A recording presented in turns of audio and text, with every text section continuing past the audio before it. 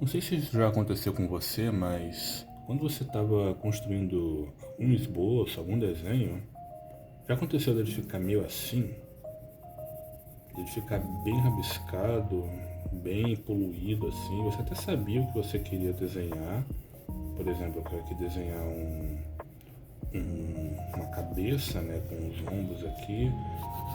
Só que você vai traçando linha, você vai tentando construir o desenho, só que parece que ele fica bem mais poluído, o esboço do desenho, ao invés de te ajudar a construir o desenho, né? Ele parece que fica bem mais destacado, fica bem mais sujo, não dá um aspecto muito bonito no desenho, né? Dá um aspecto meio porco no desenho. E você não sabe o que fazer e você acha que o problema é com você, ou o problema é que você não conhece desenho direito, mas não necessariamente é isso, né? Isso está mais ligado ao fundamento muito importante no desenho, né? Um fundamento que vai te ajudar a dar os primeiros passos no desenho, que é justamente o fundamento das linhas, certo? A qualidade da sua linha vai influenciar no quão bom vai ser o seu desenho, né? Você ter controle do lápis, ter controle da mídia que você está usando, né? Seja uma caneta, né? Uma caneta esferográfica, por exemplo, ou até, deixa eu pegar aqui, aquelas canetas nanquim, né? Também, né? Pode ser da Staedtler ou de qualquer marca. Você ter domínio do fundamento das linhas vai ser fundamental para os seus desenhos saírem mais bonitos. Beleza, mas como que eu desenvolvo esse fundamento, né? Como é que eu paro, né, de fazer esses traçados muito grossos, né? Que é um problema que muita gente passa no começo, né? Que é fazer a linha muito pesada, né? Colocar muito peso na linha, né? Fazer a linha muito grossa, né? Assim, né? E fazer a linha conectada, né? Fazer a linha muito emendada, né? Que é chamada de linha cabeluda, né? Essa linha aqui, ó.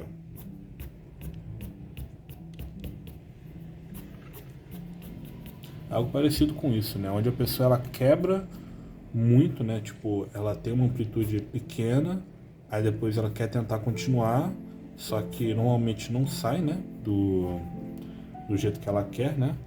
Ela vai tentando, e aí você vê que acaba tendo uns ganchinhos aqui, né? Acaba tendo umas falhas aqui que faz o traço ficar parecendo muito feio, né? Não fica um traço muito limpo, não fica um traço muito contínuo, né? É diferente de fazer uma linha assim, certo? Que já é uma linha mais contínua e tal. E por que isso acontece normalmente, né, no desenho? Normalmente, o desenhista ele não consegue ou ainda não tem a habilidade de usar o braço inteiro para desenhar. Porque, por exemplo, quando a gente está aprendendo a escrever, ou quando a gente está escrevendo mesmo, né, a gente não precisa de uma amplitude muito grande para fazer uma letra, né? No máximo a gente precisa do movimento do punho, né, que é esse movimento aqui, entendeu? Onde eu só estou movimentando a área do pulso, né, que é fazer assim, né, para cima e para baixo. E com isso eu consigo fazer as letras, né? Não preciso de tanta amplitude para fazer as letras e tal, porque elas normalmente vão sair pequenininhas, né? Então você não precisa de uma área maior, né, para fazer tipo um ar gigante e tal. Porém, quando a gente está começando a desenhar, é fundamental que a gente não só fique preso, né, a essa mobilidade do punho, entendeu? Porque imagina, se eu quiser fazer um desenho muito grande aqui, imagina se eu só utilizar a mobilidade do punho, entendeu? O máximo de amplitude que eu consigo fazer no punho é essa aqui, entendeu? Eu não consigo usar mais, né? Aí que fica aquele caso da linha cabeluda, entendeu? Que você vai quebrando, né? Você vai interrompendo. Pera aí. Você vai interrompendo o fluxo, né, do desenho, né? Você vai quebrando, né, em pequenas partes e tal, porque você não consegue ter uma amplitude de fazer uma linha direta assim, entendeu? E a solução para você deixar de ter esse problema é justamente usar o resto do braço, né? Como, por exemplo, o cotovelo e o ombro. Normalmente, quando a gente vai desenhar no papel e tal, a gente usa apenas a mobilidade do cotovelo, entendeu? Raramente a gente usa o ombro, até porque o ombro é para áreas muito grandes, né? E como que o papel não é uma área tão grande assim, ao ponto de precisar de usar o ombro, a gente só vai ficar na mobilidade do cotovelo mesmo. Como é que a gente faz para usar o cotovelo na hora de desenhar? A primeira coisa que a gente precisa fazer é soltar o antebraço da mesa. Porque quando a gente desenha numa mesa totalmente reta, né, 90 graus, a nossa tendência é apoiar o antebraço, do mesmo jeito que eu estou fazendo aqui, e começar a desenhar. Porém, para você se livrar dessa mania, né, de usar apenas o punho, você tem que soltar o antebraço, entendeu? Aqui, agora eu soltei o antebraço. Com isso, eu tenho essa mobilidade aqui do cotovelo, entendeu? Você percebe que eu não estou mais usando o punho, entendeu? O punho está parado. Eu só estou utilizando o cotovelo para ter essa mobilidade, entendeu? E você vê que eu consigo ter uma amplitude muito maior, né? Até sai da folha, né? Vocês estão vendo aqui. E com isso eu consigo fazer linhas mais contínuas, né? Linhas mais gestuais, linhas mais soltas, entendeu? Não consigo tanta precisão quanto eu tenho no punho, mas consigo ter uma fluidez maior, consigo ter uma linha mais fluida, entendeu? Vou fazer aqui a comparação de como é que seria eu tentar fazer uma linha com um punho. É o máximo de linha que consigo. Aí quando eu uso o cotovelo, você vê como que eu faço a linha. Você vê que é uma linha bem maior, né? Acaba sendo, sei lá, acho quase mais de 7 vezes, né, o tamanho dessa linha que eu fiz só com o cotovelo. Só com o punho, quer dizer. E como é que você pratica isso? É apenas tirar o cotovelo, né, da mesa e começar a praticar isso, entendeu? Você vai tentar fazer, né, desenhos, né, apenas usando, né, o cotovelo e tal, né, a mobilidade do cotovelo, deixando o punho parado, entendeu? Não é para mover o punho, não é para fazer isso aqui. É para você mover apenas o cotovelo, mover o braço, para você começar a desenhar, entendeu? Vai ser desconfortante no começo, porque é uma habilidade nova, que vai levar um tempo, né, para você se acostumar, para você se identificar, né, ter resultados bons, né? Mas garanta que vai ser algo muito bom para você. Você vai conseguir desenhar muito mais fluido, você vai ter desenhos bem mais interessantes com isso. E é uma técnica fundamental para você conseguir desenhar formas, conseguir desenhar no futuro perspectiva e tal, e outras coisas mais complexas. Outro atributo que eu gosto bastante, particularmente, do fundamento das linhas, é a questão do peso da linha, né? Que é as diferentes formas que você segura o material que você está usando, seja um lápis grafite, uma caneta, ou até no digital, para você criar expressividade a mais na sua linha, entendeu? Você criar ilusões que no papel você não consegue fazer, por exemplo.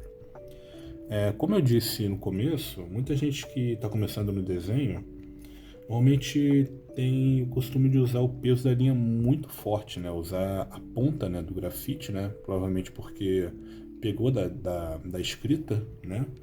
E a gente desenha muito com lápis pressionado, né? Aí sai uma linha muito dura. Eu não vou falar que essa linha ela é errada, que a gente não vai usar essa linha no desenho, ou que está errado, né, desenhado dessa forma.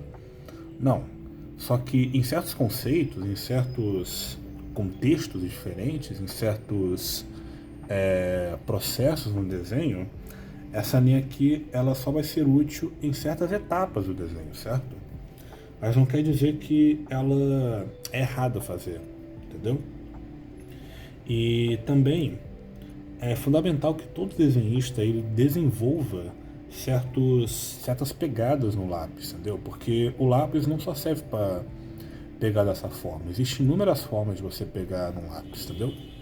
Como, por exemplo, a pegada no final do lápis, entendeu? Quando você pega no final do lápis, você tem normalmente um traço bem mais limpo, né? Um traço bem mais difuso, um traço bem mais leve, entendeu? Eu não sei se vai pegar aqui na câmera, mas olha só, eu vou pegar o lápis bem no finalzinho, entendeu? Diferente do que eu tava pegando no começo, né?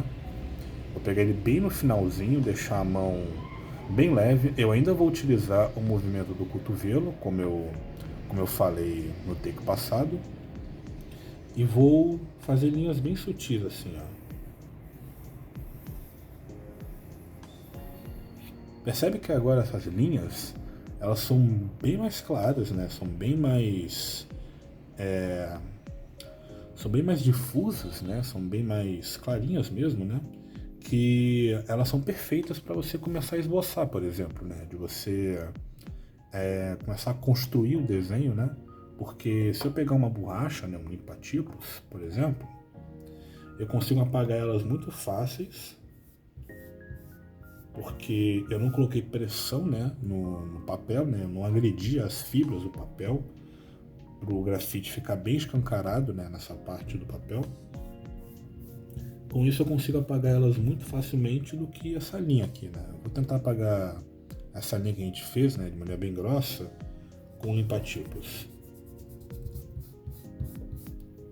Olha só, você vê que eu consigo apagar ela, só que é muito pouco, né? Por quê? Porque o papel tá marcado, né? Eu botei muita pressão nesse lápis, que fez com que a linha meio que entrasse, né, no papel, né? Com isso fica muito mais difícil apagar elas.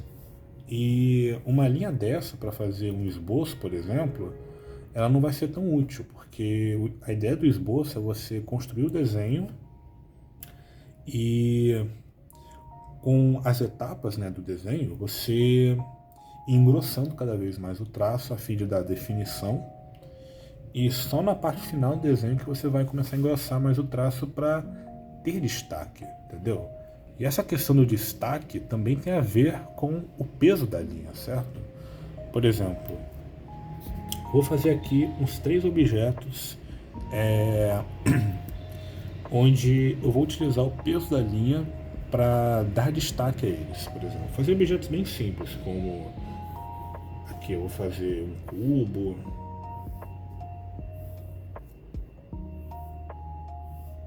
aqui um cubo assim. A gente ainda não vai falar sobre formas, né? A gente só tá falando de linhas, entendeu? Aqui vamos fazer, sei lá, um cone, por exemplo, né? Eles vão estar em perspectivas diferentes, né? Vão estar em posições diferentes, né? Eu quero causar a ilusão de escurso, né? E lá atrás vou colocar aqui uma esfera, certo? Olhando aqui apenas pelo escorço, né? Você consegue ver que esses objetos eles estão em determinadas perspectivas, né? Estão em determinados planos. Eles têm profundidade, entendeu? Porém, ao adicionar o peso da linha, né, que seria exatamente essas linhas mais grossas, essas linhas mais finas, para dar profundidade aos objetos, isso vai reforçar ainda mais a questão de profundidade nos objetos. Não apenas a posição deles, mas sim o destaque deles também. Então, por exemplo, como que esse cubo aqui está na frente, valeria a pena eu engrossar aqui esses traços.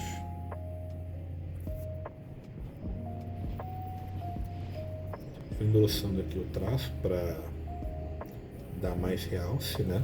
Essa forma aqui. Aqui, como que o cone ele tá entre, né, a forma mais longe e a forma mais perto, a gente pode dar uma leve engrossadinha no traço, né? Não precisa ser muito grosso, né, a ponto de dar tanto destaque assim que nem um cubo. A gente dá uma leve engrossada, né? Entendeu? A gente pesa menos a mão, mas ainda continua pesando a mão, né? mais ou menos assim. E a esfera a gente pode deixar desse jeito mesmo, né? Ainda dá para visualizar a esfera, mas a gente pode deixar numa linha mais leve assim, né? Mais clarinha. E agora você vê que com o peso da linha você consegue distinguir, né, com mais facilidade, né, através das linhas, que esse objeto está bem mais à frente que esse, e esse objeto também está bem mais à frente que esse aqui, certo?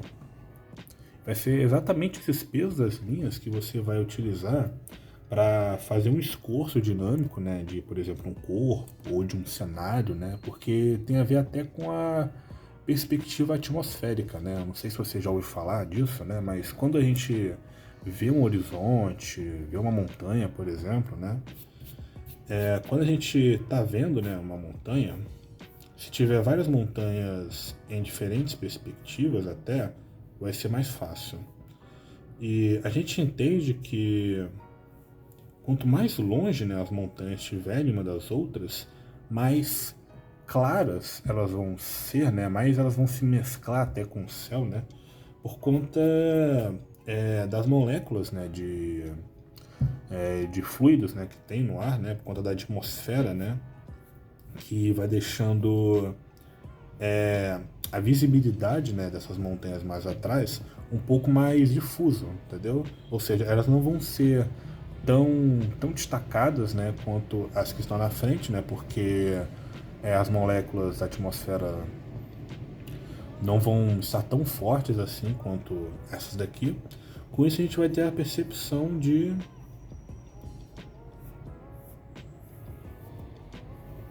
que essas montanhas aqui atrás vão estar mais atrás, né, dessa montanha aqui que já está um pouco mais escura, entendeu? E isso é muito interessante, né, porque se a gente pegar obras, né, clássicas e tal, né, dos grandes mestres, a gente vai ver, né, essa perspectiva atmosférica ocorrendo, não necessariamente por conta das linhas, né, porque as pinturas clássicas usam conceitos mais avançados, né, como contraste, luz e sombra, né, e pintura. Mas se a gente fosse representar nessas montanhas através de linhas, seria mais ou menos assim, entendeu? Outro conceito muito legal que as linhas conseguem proporcionar é a noção de luz e sombra. Sim, aquela luz e sombra que a gente viu no primeiro vídeo, né, onde eu ensinei, né, primeiramente que a luz e sombra nada mais é que uma linha guia, né, que contorna o objeto e tal, e com isso a gente tem a parte sombreada do objeto e a parte mais clara, que seria da luz. Mas não é isso que a gente vai ver nessa aula aqui. A gente vai ver como que o peso da linha consegue dar a noção de luz e sombra, né? E consequentemente uma noção mais de destaque também. Então, por exemplo, se a gente fizer também uma esfera aqui, vamos fazer uma esfera bem levinha, né? Também pegando no finalzinho do lápis aqui, entendeu? Uma esfera bem sutil. E através do peso da linha, né, da luz e sombra, a gente vai dar a noção da luz e sombra, entendeu? Por exemplo, se eu pegar aqui a luz vindo de cá, ou seja, esse lado aqui vai estar com a luz e esse lado vai estar com a sombra, vai estar mais escuro. E como é que eu represento isso através das linhas, né? A gente vai deixar as linhas mais claras no lado da luz e as linhas mais escuras no lado da sombra, entendeu? Então, por exemplo, eu posso pesar bem menos aqui meu lápis nessas áreas aqui. Aí quando chegar nas áreas onde seria a parte da sombra, eu começar a pesar um pouco mais o meu lápis, dar um pouquinho mais de pressão no lápis aqui. E até não me engrossar, né, as linhas, né, pintar um pouco mais elas aqui. Não precisa ser linhas totalmente perfeitas, né, até porque é um pouco difícil você fazer uma linha totalmente perfeita.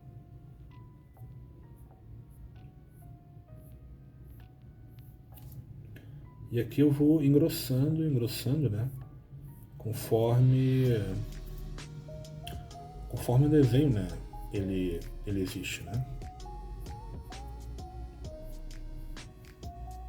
Eu ainda posso vir aqui, né, com limpa-tipos, né, e dar umas batidinhas aqui nessas linhas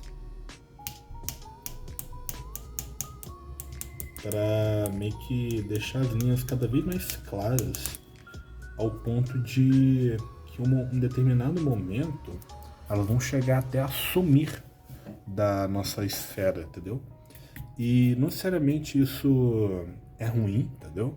Tem um traço que às vezes ele some por conta da luz e sombra, dá até bem mais beleza, né, no seu traço, né? Dá mais, digamos assim, um charme, né, até no seu traço, do que você fazer uma linha totalmente dura, né? Fazer uma esfera assim, entendeu?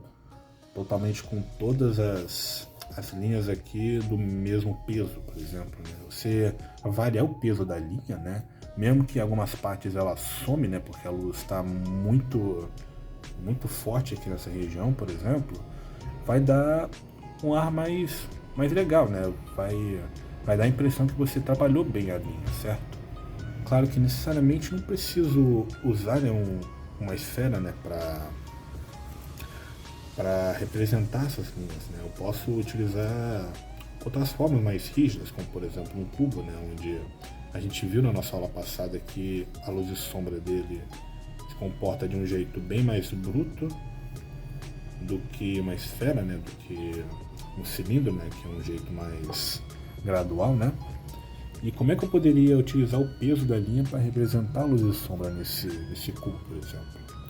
Bom, suponhamos que a luz aqui esteja vindo aqui, ou seja, essa área aqui vai ser mais clara e essa área aqui mais escura. Ou seja, as arestas desse cubo, que estão mais próximas da luz, como essa aqui, essa e essa, vão ser bem mais claras do que as outras, né? Do que essa aqui, né? Essa aqui que estão no lado da sombra, entendeu? Então eu vou pesar aqui minha mão nessas áreas.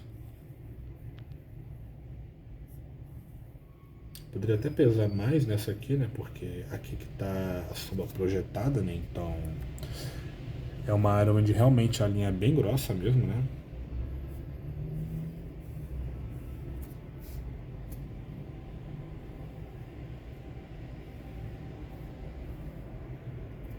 E aqui nessas áreas eu vou cada vez mais clareando as linhas, né? Cada vez mais deixando as linhas mais claras, né? Conforme vai chegando perto desse ponto aqui, desse vértice, né? Porque, não sei se vocês sabem, né? A luz e sombra num cubo, né? Ele funciona bem mais nos cantos, nas quinas, né? do cubo, do que necessariamente nas faces, entendeu? Então eu vou engrossando aqui, né? Aqui vai ser mais grosso, aqui vai ser mais fino. Daqui a pouco a gente pode utilizar o limpa-tipos, né, para ajudar, né? Porque fazer aqui direto, né, no lápis é um pouco mais complicado, né? Fazer essa gradação, principalmente com linhas, né? Beleza, agora vamos pegar aqui um limpa-tipos, né, para dar umas batidinhas. O limpa-tipos ele serve para ajudar a gente um pouquinho, certo? Não quer dizer que ele vai fazer o trabalho de clarear as linhas, né, por completo, entendeu? A nossa noção de percepção das linhas ainda vai existir, entendeu? A gente ainda tem que saber o que a gente ainda está fazendo, claro. Aqui também eu posso dar uma engrossada nessas arestas aqui de dentro, né, para reforçar ainda mais que essa face do cubo, esse lado do cubo, ele está apontado na sombra. E aqui também, né, eu posso dar uma leve engrossadinha aqui e gradativamente ir clareando aqui, né? Pegar a borracha, né, para dar uma apagada aqui. E você vê aqui que apenas com o peso da linha, né, vou até dar um zoom aqui para vocês verem melhor. você vê aqui que até com o peso, somente com o peso da linha, eu consigo ter a percepção de luz e sombra, entendeu? Eu não fiz nada de luz e sombra, né? Eu não apliquei as camadas, né, de preto aqui, né? Não fiz sombra projetada nem nada. E mesmo assim você consegue ter a percepção que esse cubo está sendo iluminado por uma fonte e aqui tem a parte da sombra dele. Falando em luz e sombra, eu esqueci de falar sobre a pegada que vai ser muito importante na hora que a gente vai sombrear algum objeto, que é a pegada lateral do grafite. Quando a gente pega o grafite na lateral, normalmente a gente não coloca o grafite nessa região aqui da mão, certo? A gente não apoia ele aqui. A gente vai segurar o grafite através do dedo do meio, do indicador e do dedão, certo? A gente vai usar o indicador para dar um guia, né? E a gente vai usar os outros dedos aqui, né? O dedão e o dedo do meio, para segurar o grafite. E como é que a gente manipula, né, essa pegada lateral, né? A gente primeiramente tem que apontar o grafite de um jeito certo para que revele bem mais o grafite, para facilitar ainda mais, né, a pegada lateral. Porque, por exemplo, se eu pegar algum lápis que não tenha, né, a ponta exposta, né, do grafite, enfim, eu não achei aqui um lápis grafite, mas tem aqui um lápis preto, né, de cor. E esse aqui eu ainda não apontei ele, né, ele veio com a ponta de fábrica mesmo, né. E se eu tentasse pegar a lateral dele, né, seria bem um pouquinho mais complicado até, entendeu? Eu até conseguia pegar a lateral dele, né, só que se eu apontasse ele ao ponto de revelar mais, né, o grafite que tem nesse lápis, vai ficar muito mais fácil, eu vou ter uma amplitude muito maior de grafite, né? Como é que eu faço para apontar o lápis desse jeito? Você vai precisar de um estilete. Nesse momento, se você for menor de idade e tal, eu recomendo que você peça ajuda para os seus pais ou para alguém mais responsável, né, que tenha mais experiência. Porque o estilete ele é um objeto muito perigoso, né? Mas então, o que a gente vai fazer? A gente vai pegar o nosso lápis, né? Pode ser com a mão esquerda, né? Com a mão mais fraca que você tiver. A gente vai colocar o dedo indicador atrás dele e o dedão aqui nessa parte. E o que a gente vai fazer? Nós vamos segurar o dedão na parte da lâmina não necessariamente na lâmina, né, mas a parte do metal, né, do estilete, e a gente vai descascar, né, essa parte do grafite em camadas bem fininhas, entendeu? Eu não quero que você tire lascas muito grandes, né, do grafite, porque se tirar lascas muito grandes, você pode acabar indo com o grafite junto, né? E seu lápis acaba ficando muito fino, né? E ele pode quebrar. Com isso você vai girando ele, né? Você vai apontando ele, né? Ao ponto de ficar mais grafite na ponta dele, né? Deixa eu tirar aqui esse farelinho, né, de lápis. Você vai revelando, né, o grafite para facilitar ainda mais, né, nessa pegada lateral, entendeu?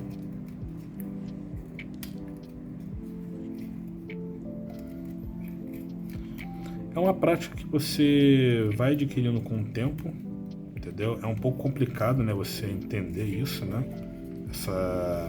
Esse jeito, né, de apontar o lápis, né? Tanto que muita gente não gosta, né, de apontar o lápis, muitos artistas, na verdade, né, não gostam de apontar o lápis com apontadores escolares, né, porque falam que eles estragam, né, o grafite, né, do lápis por dentro, né, ele meio que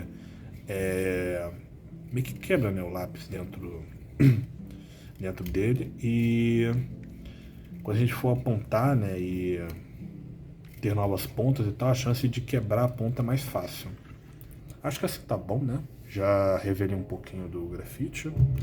Vamos tirar aqui essa sujeira. E para facilitar ainda mais vou precisar, né, de um papel aqui. Para facilitar ainda mais a maciez, né, do grafite, né, porque se você ver aqui, o grafite ele tem certas deformidades, até por conta do estilete, né, não dá para apontar direitinho, né, um lápis com estilete. Então a gente vai utilizar uma lixa, pode ser uma lixa de unha, uma lixa de parede também, para a gente polir essa ponta, né, do lápis, né. A gente vai esfregar, né, o lápis, não precisa ser muito forte assim, que nem um maluco, porque só vai afinar ainda o lápis, né? A ideia não é afinar o lápis, a ideia é lixar ele para ele ficar o mais macio possível. Você vai lixar ele girando também, para ficar todos os lados mais bonitinhos. E na ponta dele você pode dar uma lixada um pouquinho mais forte, né? Para ele ficar pontudo, né? Não ficar grosso. Entendeu? É importante que você faça do lado de uma lixeira, né? Isso, né? Porque a parte do grafite moído, né? Ela suja demais, entendeu? E pode sujar sua mesa, pode sujar suas mãos também. Acho que assim tá bom, né? Tá uma ponta um pouquinho mais lisa, né? Você vê que agora ela tá bem... Deixa eu focar aqui. Ela tá bem mais polida, né? Aqui, ó. Enfim. Vamos tirar agora esse grafite, né? Daqui, né? E com isso a gente já está apto a realizar essa pegada lateral de uma maneira mais fácil, né? Porque agora, usando, né, esse lápis já apontado, né, de um jeito artístico, né? A gente vai pegar, né, o lápis, né? Do mesmo jeito que eu te falei, né? Vai colocar a lateral dele aqui, literalmente a lateral do grafite aqui, e vamos deslizar ele utilizando o cotovelo também, né, sem punho nessa etapa. E olha só que legal como é que fica, né, essa textura, né, do lápis, né? Você vê que ele primeiramente tem uma amplitude bem maior, né, uma amplitude bem maior comparado se você usar a ponta, né, do lápis, né? Olha só como é que fica nessa amplitude, né? Uma diferença muito grande. E você vê que o traço ele fica bem mais difuso também, né? Claro que se eu quiser engrossar o traço, né, ficar passando várias e várias vezes aqui, ele vai escurecer também, mas a pegada inicial, né, do grafite, né, normalmente é um traço bem mais difuso, onde se eu quiser vir depois com um esfuminho, ver com limpa-tipos, uma borracha, né, para apagar depois esse traço, né, acho que vai ser muito mais fácil do que eu fazer uma linha justo com a ponta, né, entendeu? De eu ficar pintando assim, por exemplo, entendeu? E isso é fundamental para você aplicar um sombreado legal e para você fazer um esboço também, né? É muito interessante, né, você usar a lateral do grafite, né, para você ter um traço mais difuso, né, e se mesclando com o desenho conforme os processos também. E o último tópico que eu quero falar com vocês, né, para finalizar essa aula, é mais sobre uma técnica, né, de desenho, né, que eu vi no canal do Crass Conversa, né, do Thiago Spikett, que talvez seja a solução para você acabar com aquelas linhas cabeludas, né, aquelas linhas que eu mostrei no começo do vídeo, né, aquelas linhas totalmente peludas e tal, que pesam o seu esboço, que é a técnica do desenho contínuo.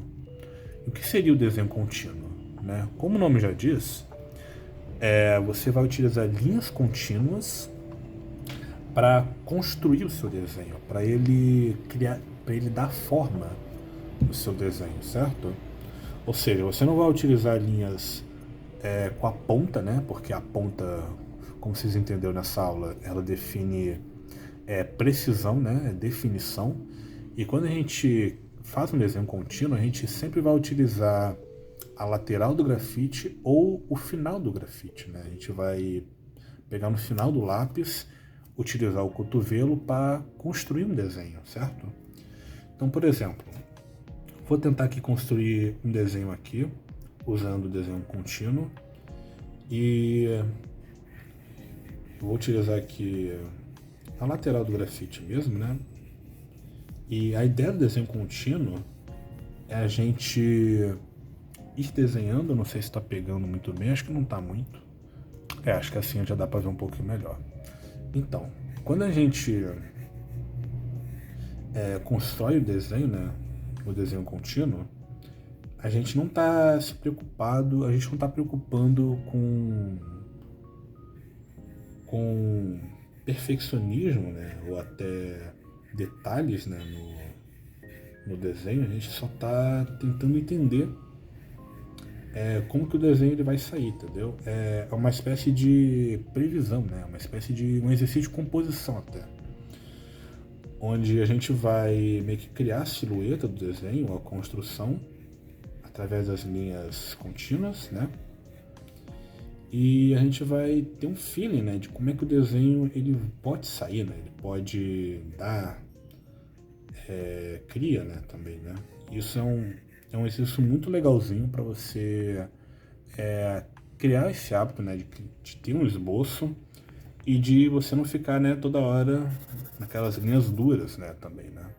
Você vai utilizar a pegada, né, do lápis no final para ter uma linha mais clara, para ter uma linha mais difusa. E conforme o desenho for passando, você vai apagando o desenho, né, e vai colocando linhas mais grossas para construir o desenho, certo? Estou fazendo aqui qualquer coisa, né, para só para desenhar mesmo, entendeu? Tô fazendo aqui um rosto, fazer aqui um cabelinho nesse cara aqui e tal, enfim. Mais ou menos assim ficou meu desenho contínuo, né? Ele não está finalizado, nós sabemos, mas eu consigo ver coisas interessantes nesse desenho, né? E eu fiz ele em alguns segundos, né? Alguns minutos, né? A ideia dele é você fazer no máximo em 1 minuto, né? Esse desenho contínuo. Aqui eu consigo ver a cabeça dele, consigo ver os ombros, consigo ver aqui o pescoço, ver um pouco do cabelo, né, como é que ele vai sair. E a partir disso, eu posso colocar um segundo esboço, né, colocar um pouquinho mais de definição em algumas partes, já utilizando o meio, né, do grafite, para começar a construir o desenho de forma onde eu já sei onde fica essas partes, né? Entendeu? Você percebe que eu não estou criando tudo do nada. Eu estou fazendo ligação, né, dessas formas aqui a partir desse esboço, né, que eu criei aqui. E isso é de certa forma bem legal, né? Porque o desenho ele vai começar a fazer bem mais sentido, né? Vai começar a ser bem mais prazeroso, né? Porque você pode planejar, né, o seu desenho a partir do desenho contínuo, né? Isso é bem interessante. Então aqui eu vou começar a desenhar de uma forma bem simples, né? Não vou detalhar muito e tal, não vou colocar muita coisa aqui, né? Vou fazer aqui um cara, né? Ele tá meio com cara de bunda, né? Mas enfim.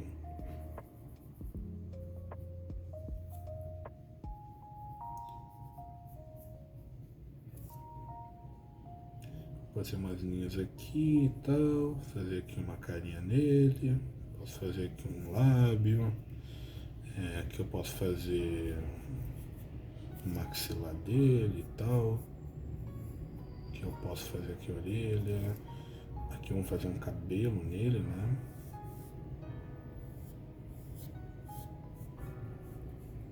É um cabelo muito estranho, parece o Fred do Scooby-Doo, né? Enfim. Aqui vamos fazer as linhas do cabelo, né? O cabelo é um pouco complicado, né? Porque ele é bem complexo, né? Mas enfim, a gente vai colocar bem primitivamente, né, o cabelo aqui, né? porque a ideia mesmo é para mostrar como que funciona nesse desenho contínuo.